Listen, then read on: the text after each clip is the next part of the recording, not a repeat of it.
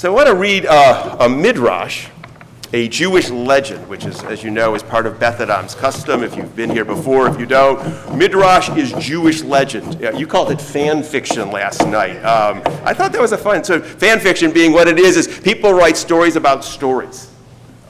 So I wrote one, a piece of fan fiction, but it's about the next chapter. I figured we dealt with chapter 1 long enough for this morning. This one is about that other woman that comes along that we call Eve in the text.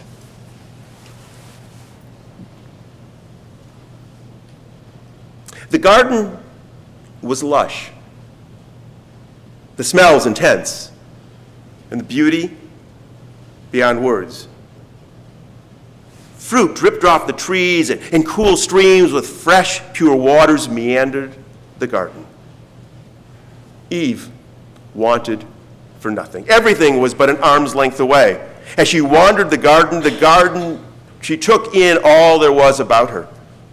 She was happy and she was content, and she knew no sorrow and she knew no pain. Though she had never known anything else, she could not imagine anything better than this. At times, as she walked about the garden, particularly as the sun was slipping below the horizon, Eve would notice something out of the corner of her eye. It only seemed to exist in the shadows. It appeared to be other people, but rather than being like she and Adam, they were drawn and gaunt. And rather than joy, they appeared on their faces sorrow and pain. But when she went to investigate, there was no one there. No sign of what she thought she had seen. No evidence of others. No suffering or no pain. She thought her eyes had deceived her, and she moved on. Eve and Adam continued to live their carefree lives with no worries, no concerns. Yet Eve remained quietly unsettled. In her heart, she sensed something was amiss, but she tried to ignore the feeling that there was more to be aware of in the garden than she had experienced. Small at first, her discontent slowly grew, gnawing at her, not overwhelming her, simply tugging at her from the inside to look more carefully, to open her eyes and her heart more fully to that which is around her. But eyes do not open in an instant and see all there is to see. It takes time to adjust to the light. One day, as Eve was eating from the tree in the middle of the garden, savoring its fruits, she looked up, and she saw not in the shadows, but right before her, another woman carrying a child.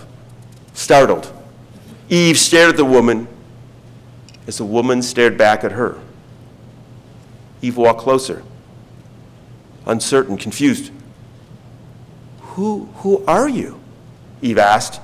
I've never seen you before. Adam and I are alone in the garden. Oh, you've seen me before, said the woman.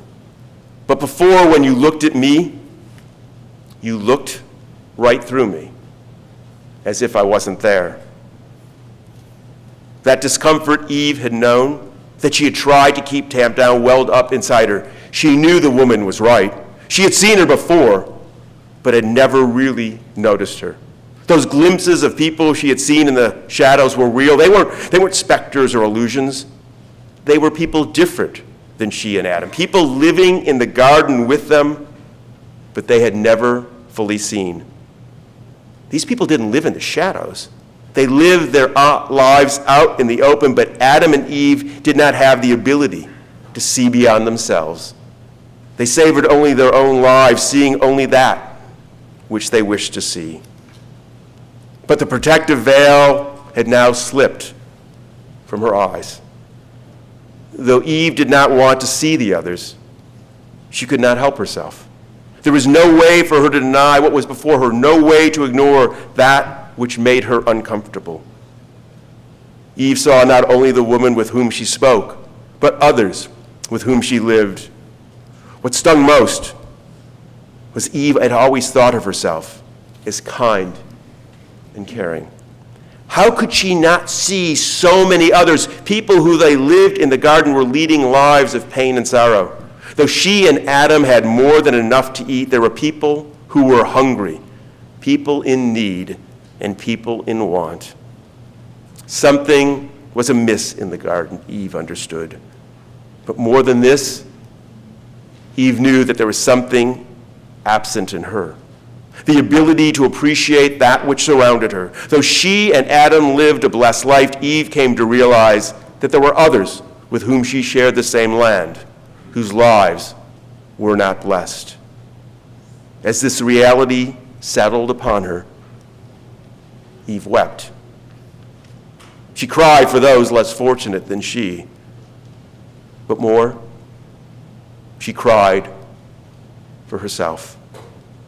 That she had been so blind, that she had been so absorbed in her own life that no other lives mattered. With her eyes now opened, the walls of the garden fell away, and Eve and Adam entered the awaiting world.